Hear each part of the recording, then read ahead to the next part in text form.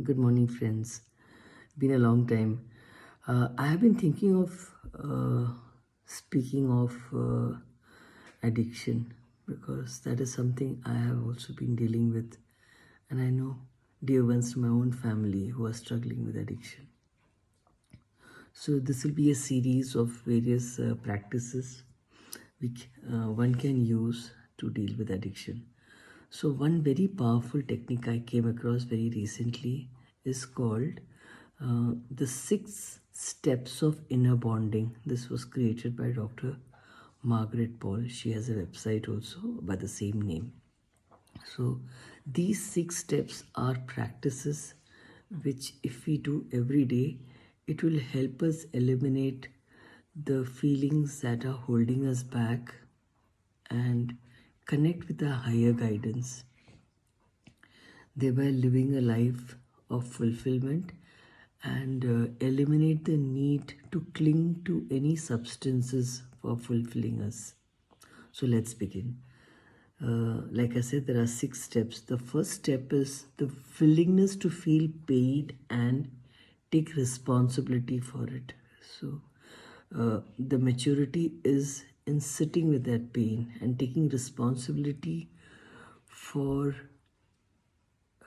may not be taking responsibility for what caused it, but taking responsibility for owning it and starting a process of healing. So that is the first step. The second step is to move into the intent to learn. So in any situation, there are two intents. One is to avoid pain. The other is the intent to learn. The When you have an intent to learn, you are more empowered. It's easy to avoid pain and find other comforts in other things and ignore the pain. The third step is to have a dialogue with our inner wounded child, the wounded self, and explore what could have been those false beliefs, those narratives which is causing us to be in this feeling of shame, fear, anxiety, depression, and what has caused it, what has caused that wounded self to self abandon ourselves.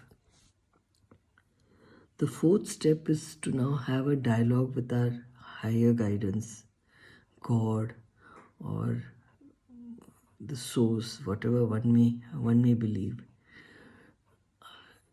In that dialogue, our purpose is to understand, knowing this pain and having taken responsibility, now ask that guidance. What is kind for me? What is what can I do which is for my higher good? That was step 4. Step 5 is to now take loving action. Take that action which will help us heal the shame and anxiety which has caused uh, difficulties in our life. The final step is to evaluate your action, to evaluate and check whether the pain and the shame, is it healing by this process.